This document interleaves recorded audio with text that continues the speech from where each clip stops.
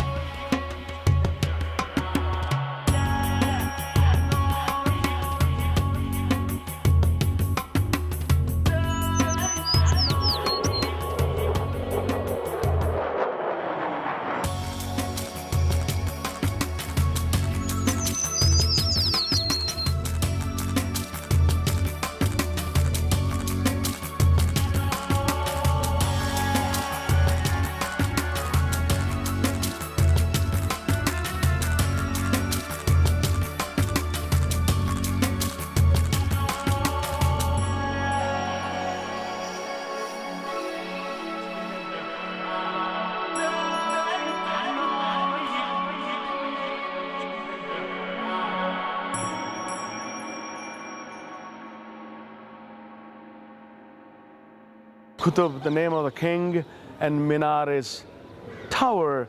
The main features of this tower are Qutub Minar, 72.5 meters in height, 379 steps in it, and it is a wonderful cylindrical flute carved with the Naskh calligraphy around it, a buff and red sandstone.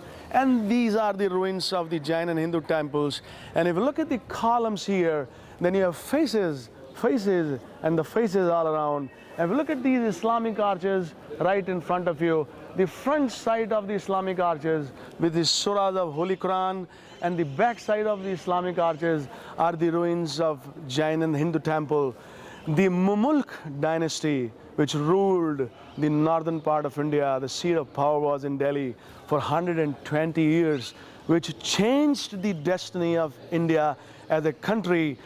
After that, 5 more Muslim dynasties, the Mulk dynasty, Khalji dynasty, Sayyid dynasty, Lodi dynasty, and the Great Mughals, finally the East India Company, and then the British monarchy, and finally the independence on 15th of August 1947.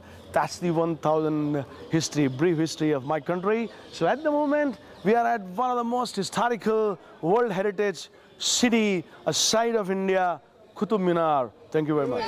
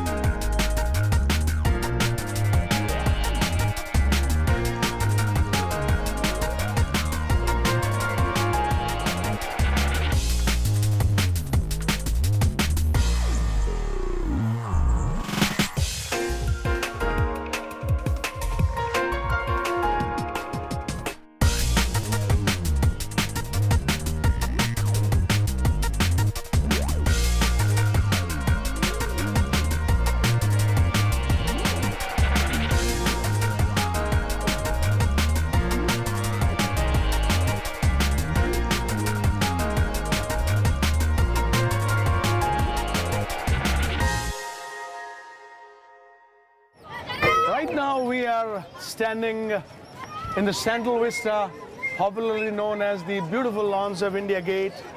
Right in front of us is that fabulous Lutyens part of Delhi and the War Memorial. Earlier it was known as a War Memorial. Now we call it India Gate. From 1914 to 1919, when the Indian soldiers, they took part in the First World War, that was built in the memory of the Indian soldiers. 13,564 names are engraved on the wall of India Gate. And now one addition was done here by our late Prime Minister Indira Gandhi. You can see there are three flags. First, from the right side is the flag from Indian Army. In the center is the Navy, and on the left side is the Indian Air Force. Every week the Guard of Honor changes here. This was done by here Indira Gandhi, because when we fought a war in 1971 with Pakistan and Bangladesh was created, this honor was given to the Indian soldier. We call it the best place in India, the best place in Delhi. You can see lots and lots of people, they come here from a holiday. They sit here, they chat here, they eat here, they dance here, and celebrate one of the finest democratic country of the world. Thank you very much.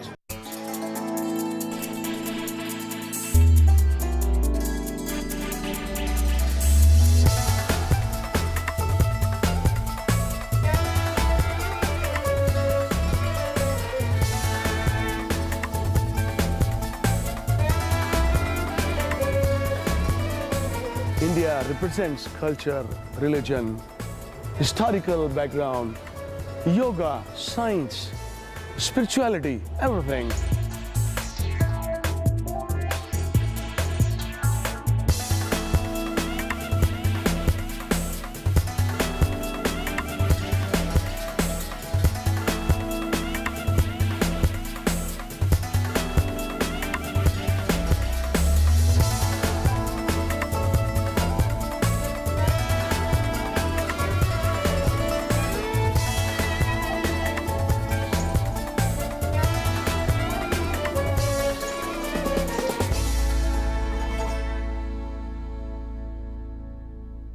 We went to the old part of Delhi, which is popularly known as the walled city of India, or Shahjahanabad, to visit one of the largest mosques of India, Jama Masjid.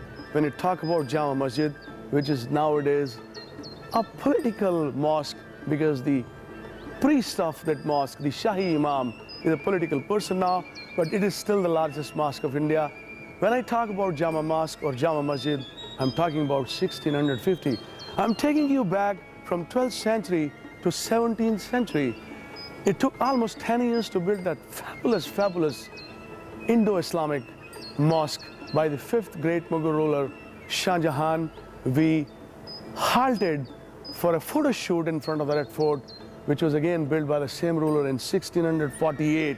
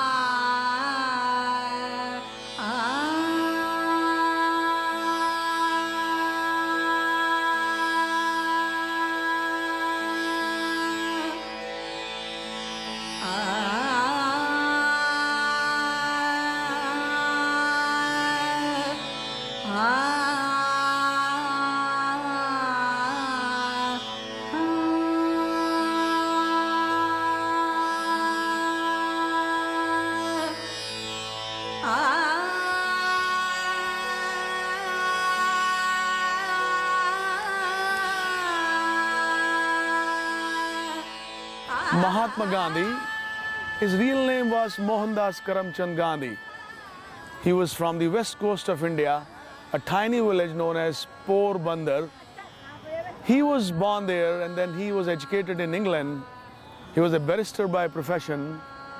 And then after his education, he came back to India and he was hired by a Muslim company and he started working in that company in Johannesburg in South Africa. He came back to India, he couldn't bear that, and to fight on behalf of the people for the independence of this great country, became the leader of masses, led this nation towards the independence.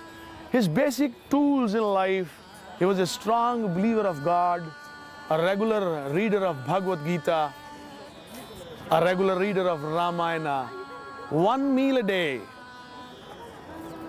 The clothing he used to wear, he used to spin from his spinning wheels. That made him a man of principles. When he joined the freedom struggle, the British Empire was not at all behaving nice with the Indian people.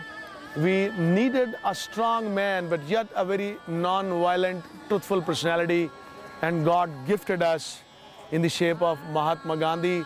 Mahatma actually was not his name. Mahatma was his title. Mahatma is a Sanskrit word. Maha means big, Atma means soul. He was a big soul, so that was his name, Mahatma Gandhi.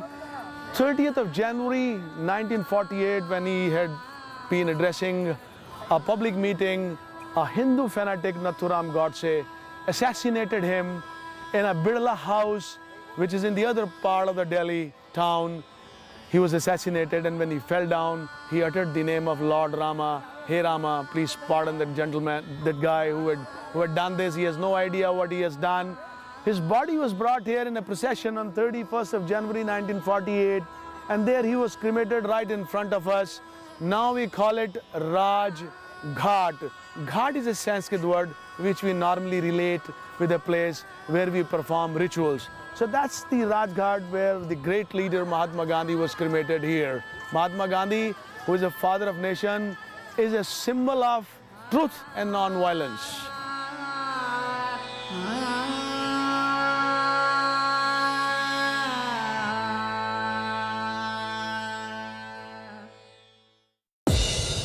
This is very early in the morning, 6:10 a.m. We are in one of the biggest railway stations of Delhi, New Delhi railway station.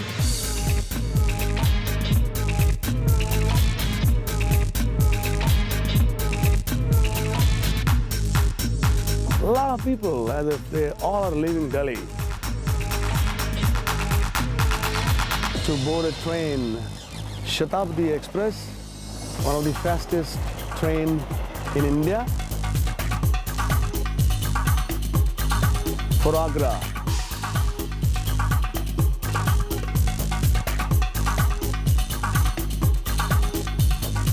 The journey from Delhi to Agra is fantastic because that's the easiest way to leave Delhi and to arrive in Agra in 2 hours and 10 minutes.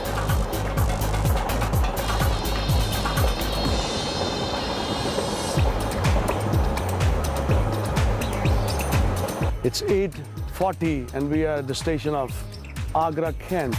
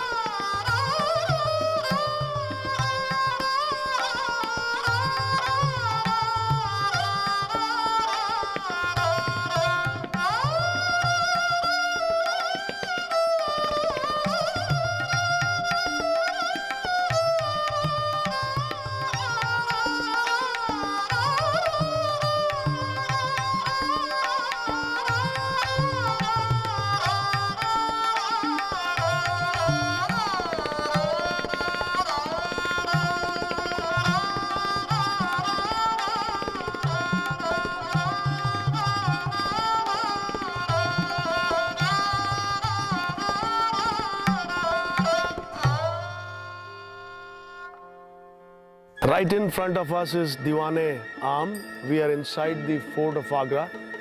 The fort of Agra, actually, the site is very old. It is from 7th century AD onwards. Mughals, they captured it finally in 1526. The first invader was Babur from Samarkand. They defeated one of the Hindu kings here, and then later on the Mughal Empire established. The fifth Mughal ruler, Shah Jahan, he added many pavilions inside. One of the pavilions was added by him, is right in front of us.